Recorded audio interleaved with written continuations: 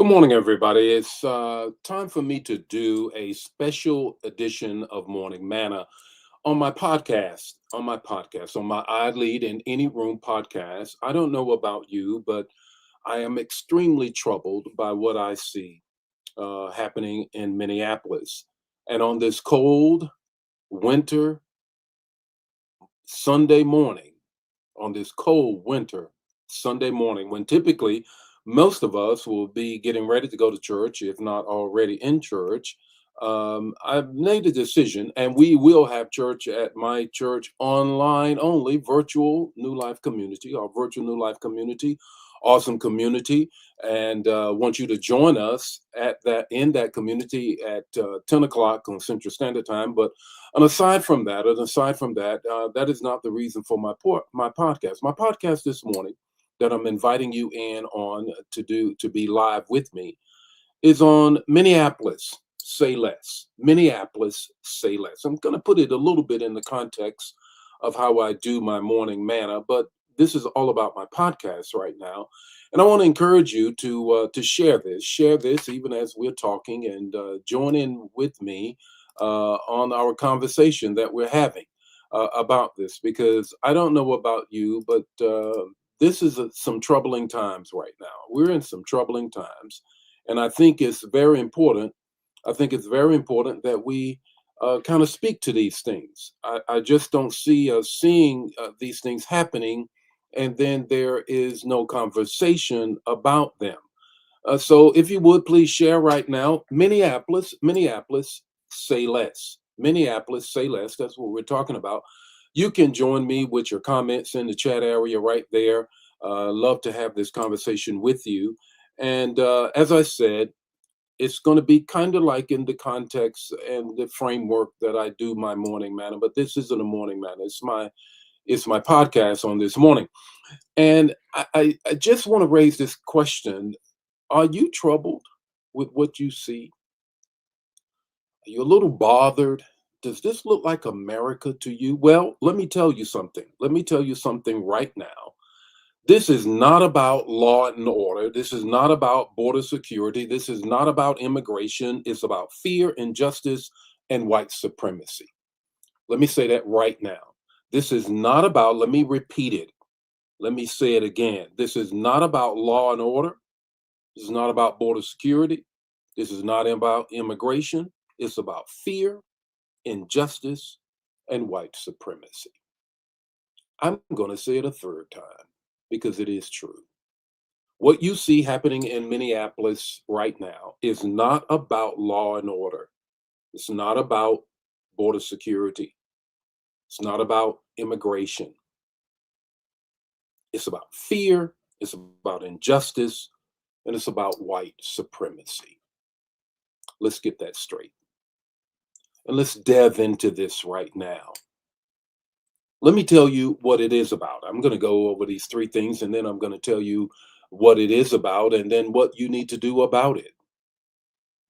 The first is this: it's not about law and order, because if it was about law and order, you would not pardon everybody that attacked police during the insurrection in January 6th. You already know.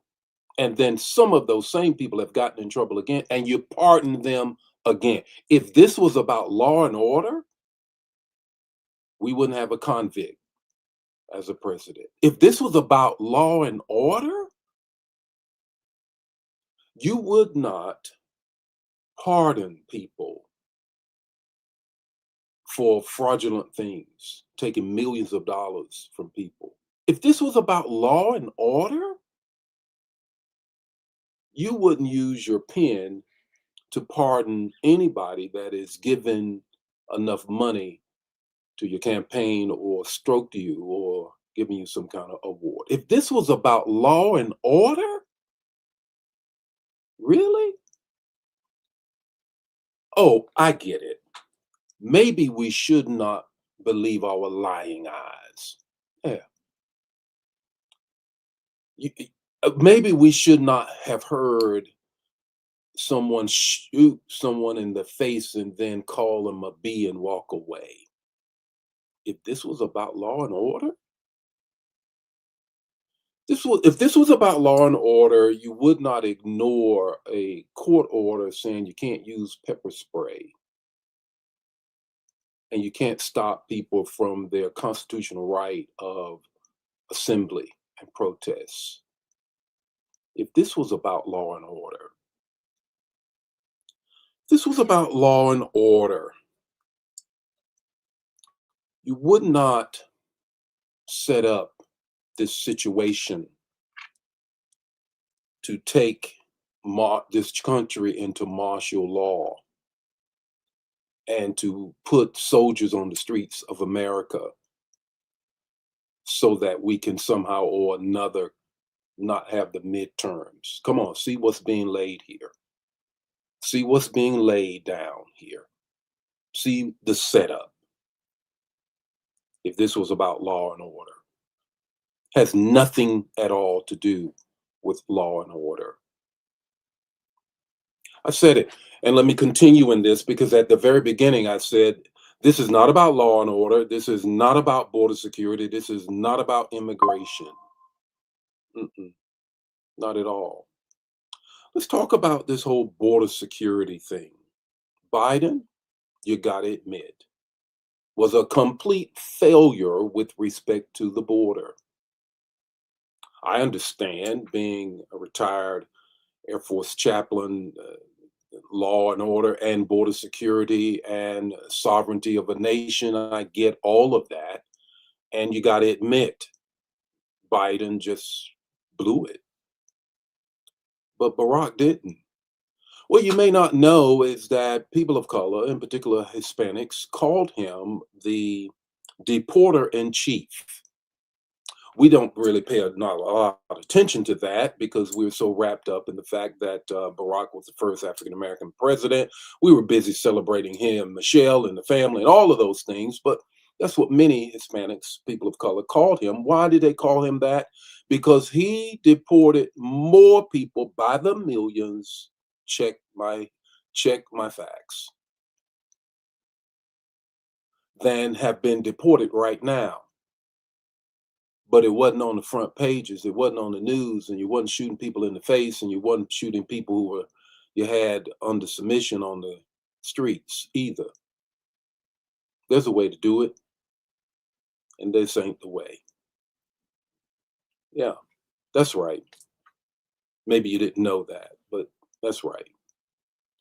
Barack deported far more people without this. So this ain't about border security. It isn't. And yeah, Biden blew it. Anybody can say that. Anybody can look at that, what we saw in the past um, years on the Biden. I mean, people just walking in. I get that. I get that. I get that.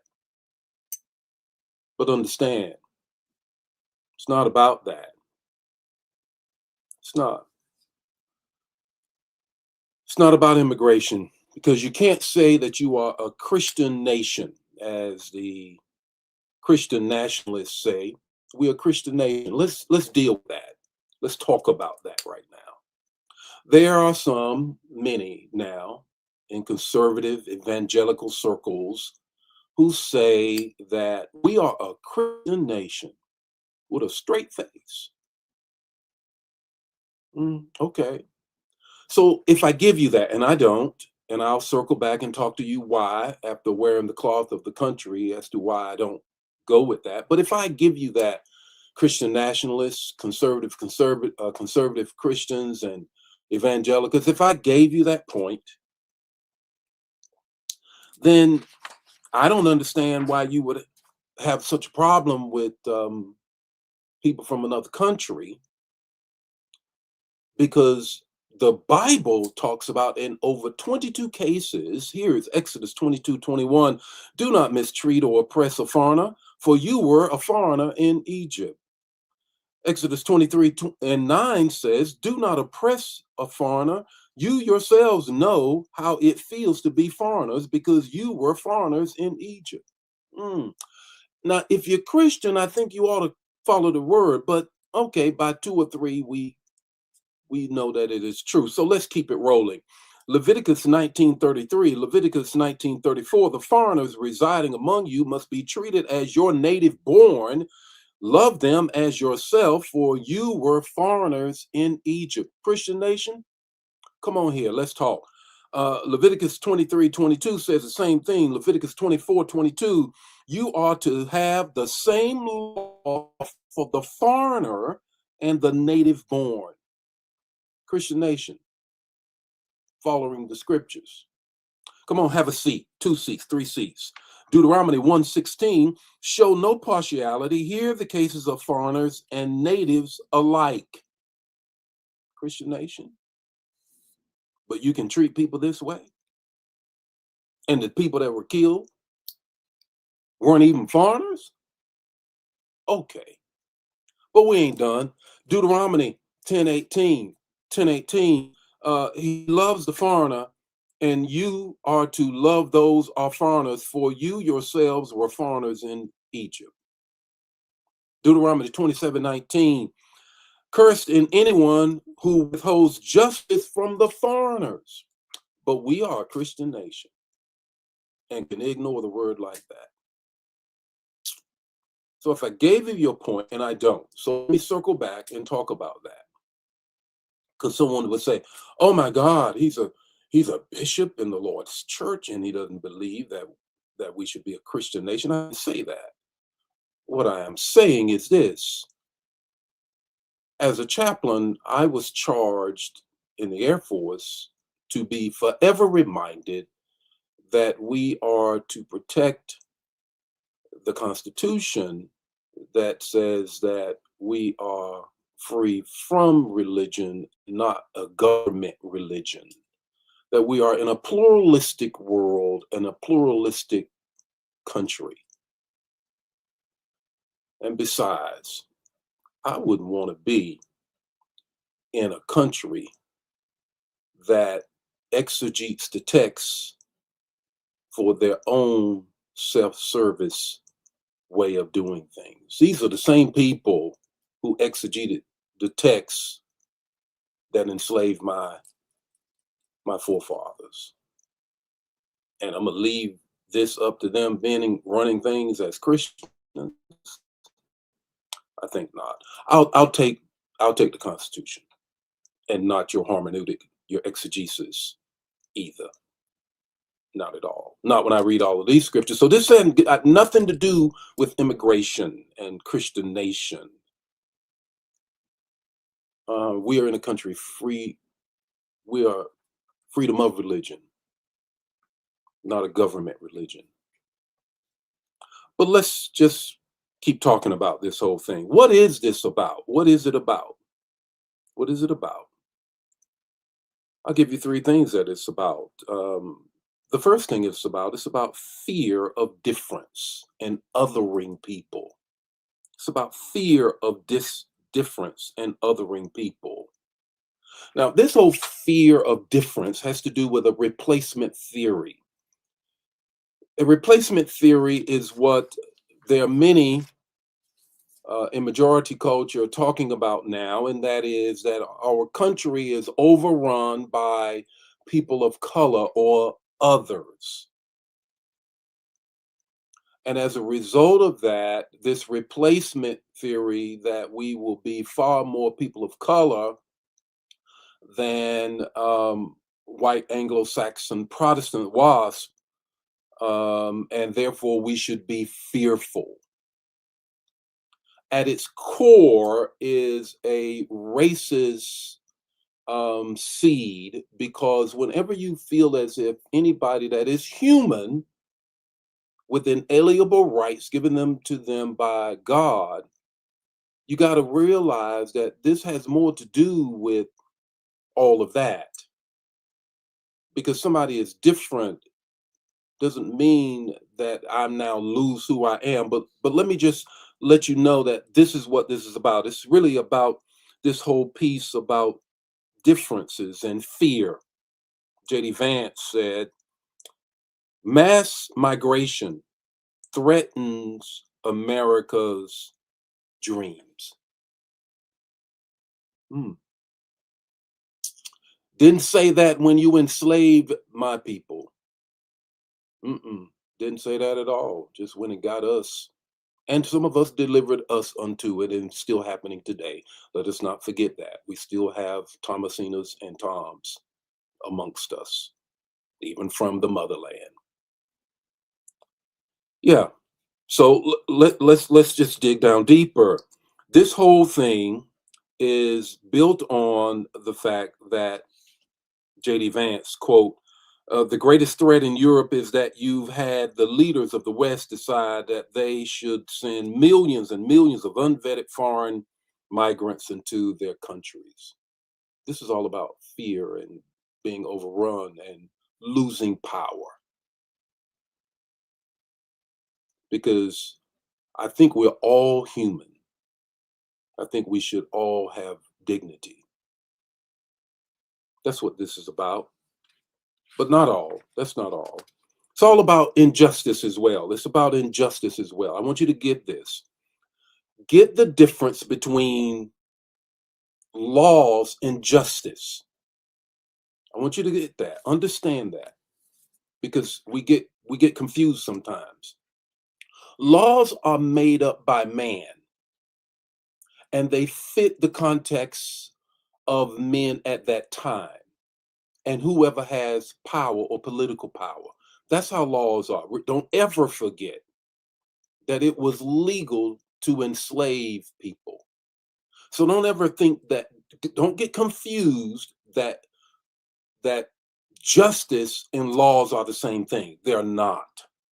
They're not. So this is about injustice, and injustice has to do with God, who's on the side of the oppressed, who carries out his justice in the earth, however long that it takes. Please don't ever forget that. Don't forget that. Because understand that right now we're in a situation where we break the laws that we break and we make the laws that we want to make.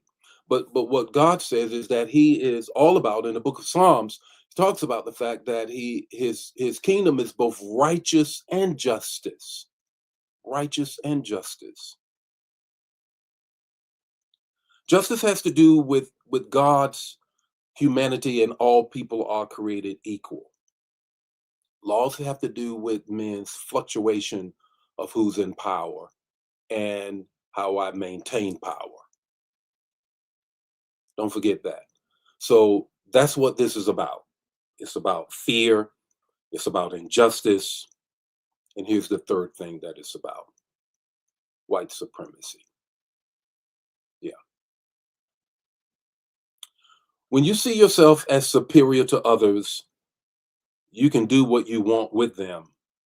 It's called manifest destiny. It's called the Monroe Doctrine. It's called I discovered a land